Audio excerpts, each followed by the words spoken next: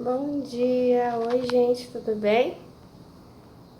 Hoje aqui é quarta-feira de manhã e eu quero ler mais um conto para vocês. É daqui do 29 de fevereiro e outros contos. E o conto se chama A Última Viagem. Eu vou ler para vocês daqui a pouquinho já, tá?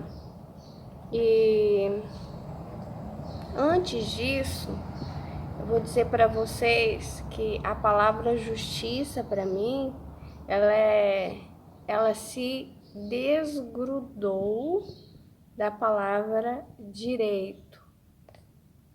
Eu consegui fazer essa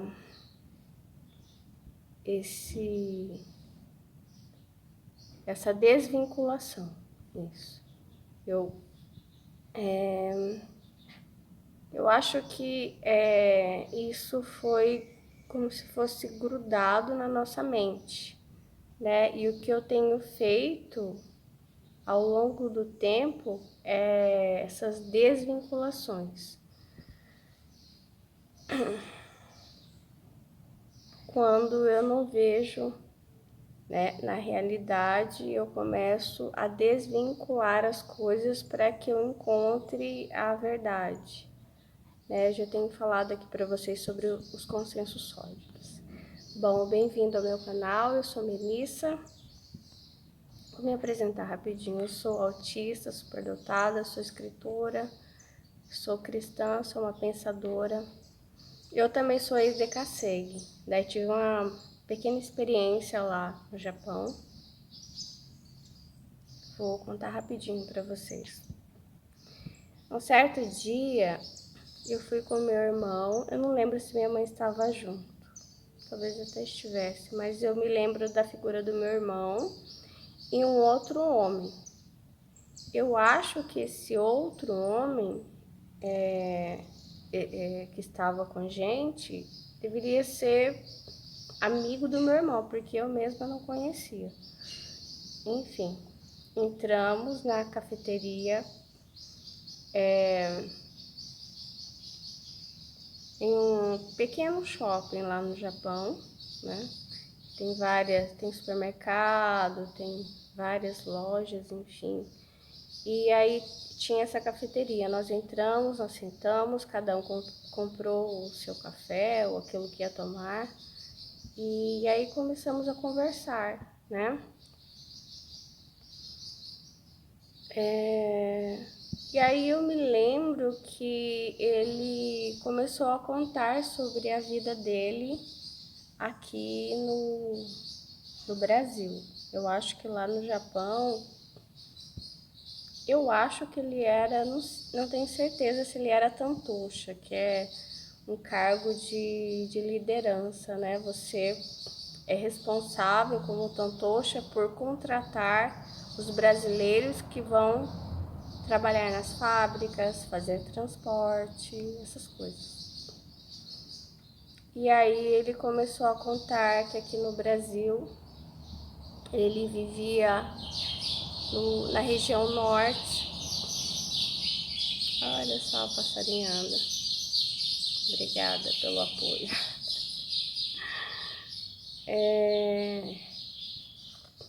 Porque assim, isso que eu vou falar é sórdido, né? Então os passarinhos estão me dando apoio. É difícil falar sobre coisas sórdidas, né? E a gente até fica dando voltas para não falar, porque é feio, né? E aí ele disse que ele trabalhava na região do norte, ele é da região norte. Aparentemente ele é japonês puro, né? Ele era um homem assim mais velho do que o meu irmão, um homem mais maduro, e tinha trabalhado em uma fazenda, pelo que eu entendi, onde tinham muitos funcionários. E essas terras aí eram de pessoas assim muito importantes. O que acontecia, né? Os trabalhadores não tinham o tratamento devido, né? E vez ou outra, eles, sabendo de seus direitos, iam recorrer a que se chama justiça, né? Justiça, né? O poder judiciário, melhor dizendo, né? E ele era tipo um capataz dessa fazenda, dessas pessoas muito importantes. E certa vez tinha uma audiência marcada, né, trabalhista. E esse funcionário, tinha um funcionário, né, que revoltado com a situação como vinha sendo tratado, sabendo dos seus direitos, foi atrás, né, iniciou uma ação e havia uma audiência, né, onde ele provavelmente iria ganhar, né, porque ele tinha a realidade dele, a verdade dele. Sabendo disso, né, esse homem conta que ele foi atrás desse funcionário, pegou ele no meio do caminho, não sei como, encontrou ele indo, né, para audiência, catou ele, enfiou ele dentro de um carro, alguma coisa, e foi com ele, foi indo, e jogou ele bem longe, né, como muita gente faz com os animais, né, jogou ele bem longe, atirou ele, né, lá no meio do mato, não sei, numa estrada, e disse para ele assim, não sei nem como falar isso,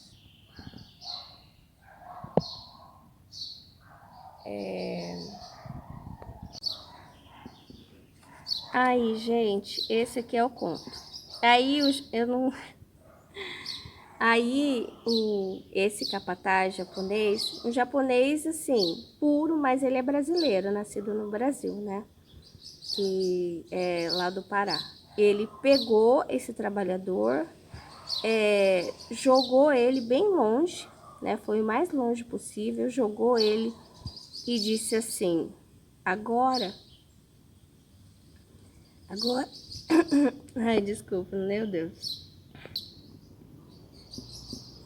Agora quero ver você ir para a audiência, seu desgraçado, algo do tipo. E o ameaçou de morte, né? Caso ele continuasse com a ação. Então, eu lembro de estar sentada ali tomando meu café com meu irmão, com aquele homem desconhecido e pensando assim, meu Deus, que história é essa? O que é isso? Né? Essas coisas acontecem, a gente sabe. Quer dizer, eu tô sentada com alguém que fez essas coisas, né?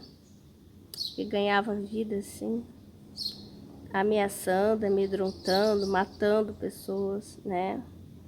Ah, ele disse, né, que no Pará parece, na região do norte, né, é comum, e parece que ele era um desses, um assassino, né, um assassino contratado, entendeu? Enfim, aí,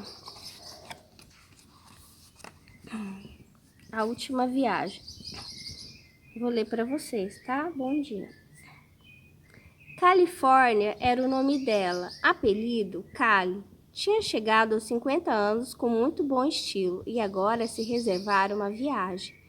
29 anos de casada, 26 anos trabalhando no mesmo escritório de advocacia, 2 filhos. Há um bom tempo já se preocupava com sua aposentadoria.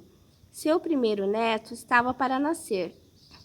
Algo remexeu dentro dela. Inicialmente programou a viagem e contou a todos. Eles riram e deram as costas. Essa mamãe virou piadista. Seus escritórios viraram franquias. O símbolo da justiça era quase heróico e ela virara uma animação da mulher empoderada, batalhadora, independente e matriarca da família tradicional e ao mesmo tempo moderna. Exemplo, alvo da mídia, parâmetro da publicidade. Mas quando sua filha apareceu grávida, ela pirou. Seu enlouquecimento foi em silêncio, como todo o planejamento da viagem. Ela era uma mulher de segredos.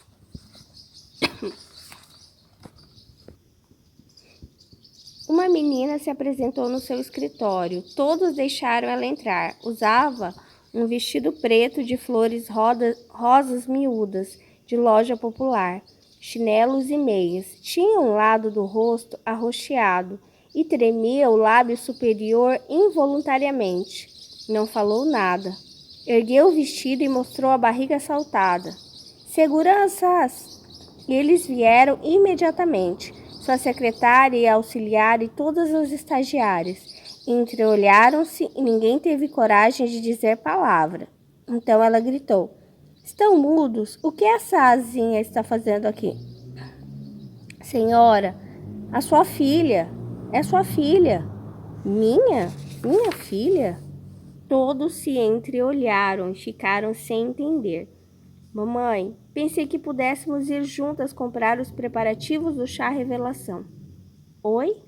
E olhou novamente e viu a filha num tubinho vermelho de grife importada e sapatos Melissa. Sorria faceira, alisando a barriga e tinha um rosto perfeito, sem nenhuma mancha roxa. E aí, vamos, vovó do ano? Califórnia tentou sair da sua visão violenta e voltar à realidade. Sim, claro. Durante o passeio todo, não conseguia ouvir direito a filha.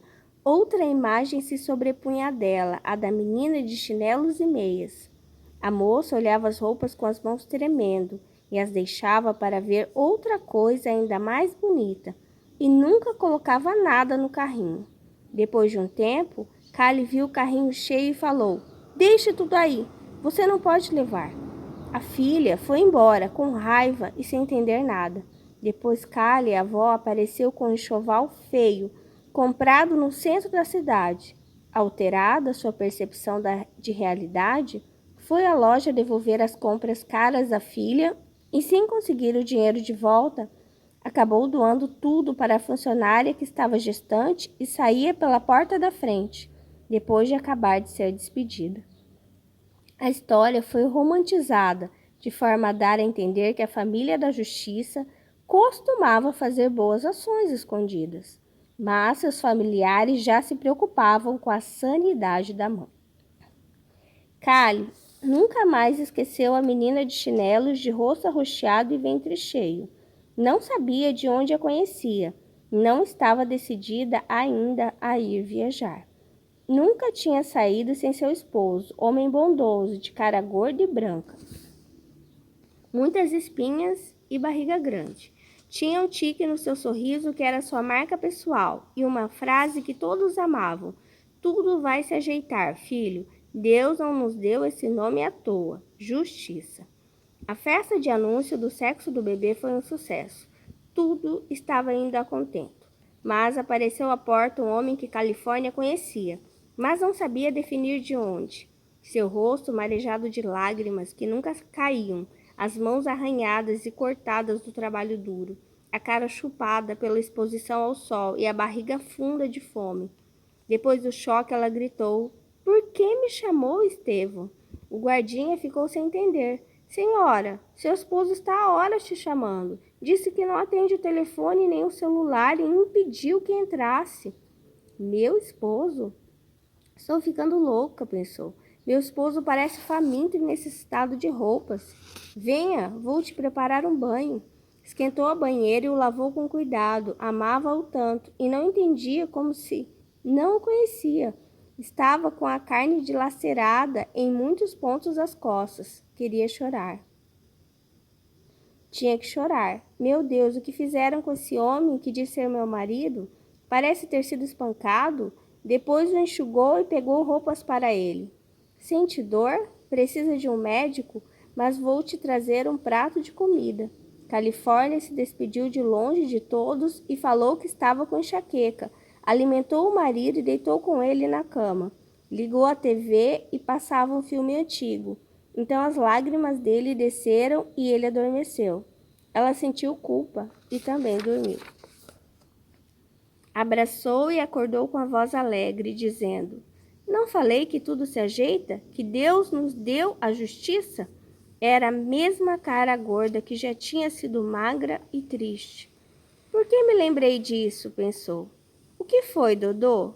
Vencemos aquele caso difícil e conseguimos o perdão dos impostos. Perdão dos impostos? Cale pôs a mão na cabeça. Ganhamos um terreno na avenida. Ganhamos? Ela regalou os olhos. Um lote de R$500.000. Meu Deus! Quer mais? Não, mas diga. Como assim não quer? Receberemos o prêmio e a denominação de Senhores da Justiça, que todos estão chamando de Liga da Justiça. Teremos uma animação para crianças e adolescentes. Meu Deus, passou dos limites. Pois é, não é extraordinário? Não é. Califórnia saiu para comprar o pacote de viagens. A lembrança do raquítico Dodô lhe acompanhava. Esse apelido surgiu porque era um rapaz muito sonhador, sempre ameaçado por seu jeito inocente e visionário. Era uma pobre ave tentando viver entre os humanos. Dodô morreu. Quem sobreviveu era um homem de novos hábitos. Ele só sobreviveu porque se deixou transformar. Ele só estava entre aqueles que admirava porque se tornara muito pior que eles. E ele só era pior porque acreditava que era bom. Um homem justo. Cale programou tudo. Daria sua última entrevista na TV e partiria de manhã bem cedo. Não aguentava mais carregar o peso da culpa. Ela não era a senhora da justiça.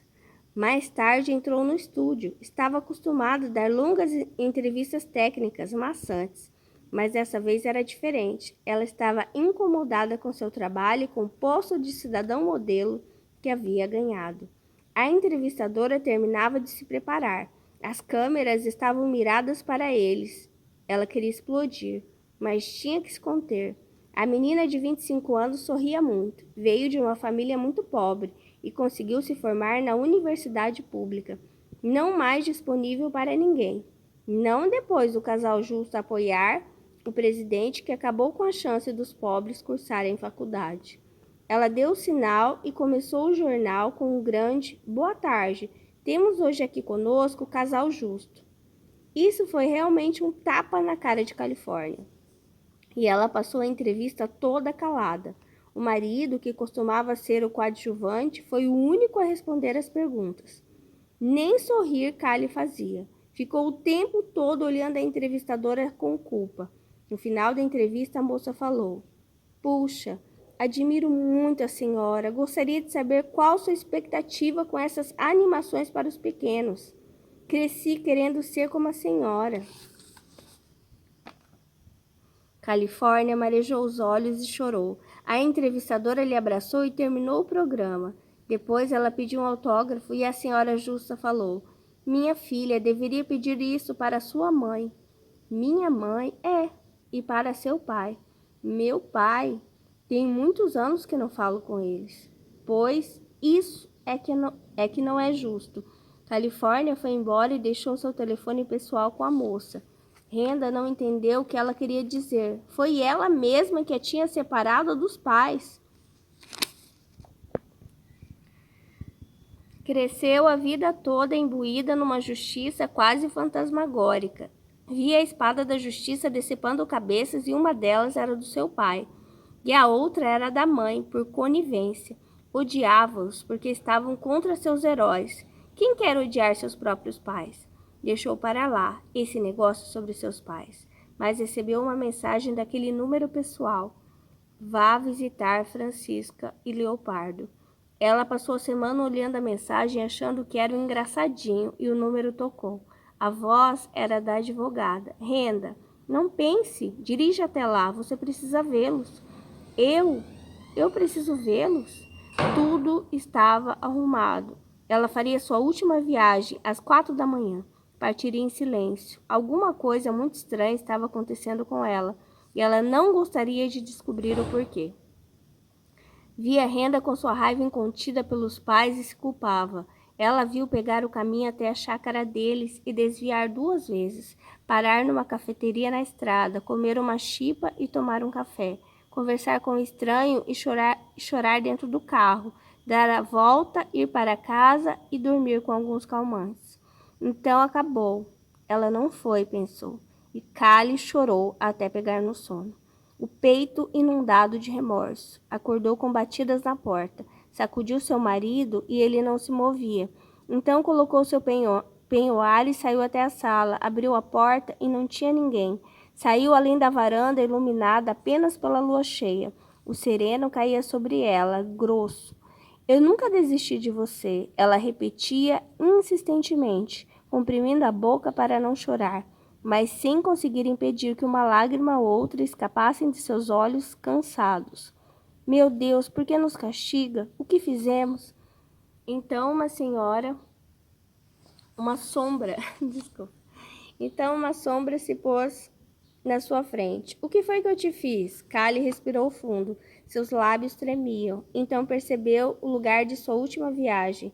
Ela já tinha chegado. Era ali, naquele rancho. Um lugar simples, mas extremamente lindo. Pena que não daria tempo para nada, para ver o nascer ou o pôr do sol.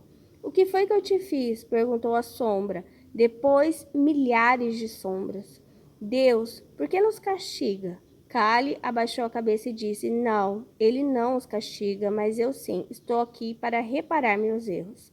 Califórnia olhou para suas saias, uma malha branca, peitinho de renda, corpo moreno, mãos grandes e raladas. Sentiu o peito fragilizado pelas injustiças. Sentia a culpa imaginária, aquela que nos convence pela maioria por sobre a verdade da vida. Aquela mulher queria ser culpada de verdade, para sofrer tudo de uma vez, porque a revolta ia e vinha, mas a culpa lhe dizia, culpado ou não, admita a sua culpa, ao menos pelo fracasso. Não convence ninguém com essa cara de pobre, com esse sorriso parco e esse futuro nenhum. Então percebeu que a jornalista havia vindo até a mãe e esperava uma explicação. Callie sentiu que a mãe não tinha forças para explicar, não tinha provas, não estava preparada quando foi ao tribunal. Muito menos estaria agora, sofrida pela separação da filha. A jornalista esperou e foi dando de costas, indo embora. A mulher correu para dentro, sacudiu o homem na cama e ele não respondia. A moça seguiu curiosa e viu de longe os urros de dor daquela senhora estranha. Ela chamou a ambulância e foi embora. Califórnia acordou aflita na sua camisola de seda, caminhou descalça até a geladeira sedenta, quando uma sombra se impôs sobre ela, um rosto de menina, tão parecido ao da jornalista. Mãe, o que foi que você fez? Callie não entendia. A menina viu a mãe e seguiu-a até o quarto. Então viu o pai deitado na cama sobre a mãe, balançando-a, desesperado. Califórnia. De manhã, a jornalista anunciava a morte da Senhora da Justiça e milhares de casos expostos por ela, inclusive o dos seus pais biológicos. A família Senhor e Senhora Justiça, como eram conhecidos, ficou pobre no único dia. No enterro, a filha e o pai perguntavam diante do caixão, por quê? O que te fizemos? Pensando na pobreza que os esperava. Renda procurou a mãe, que recebia sua indenização e se mudava para outro estado. A mãe olhou para ela como se esperasse uma explicação, e ela não tinha nenhuma. A filha teve apenas uma raiva não fundamentada, uma verdade formal sustentada fortemente pelo tempo, mas que uma hora um vento forte veio e derrubou tudo.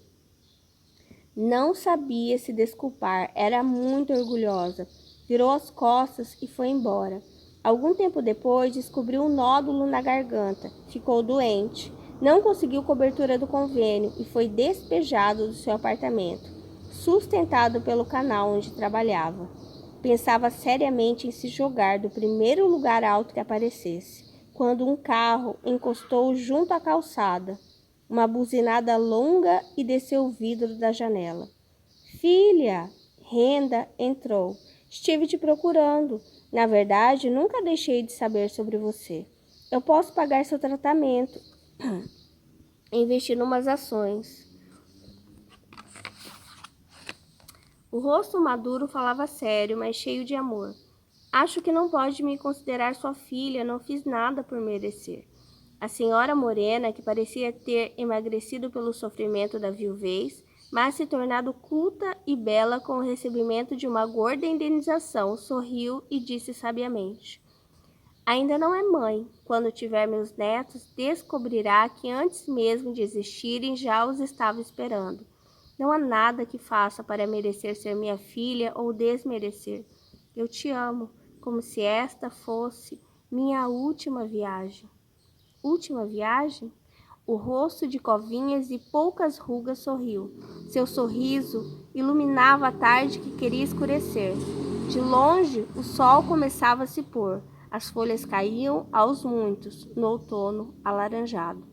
O amor é como uma última viagem. Ele nunca poupa bondade, amor, entrega e perdão. Fim.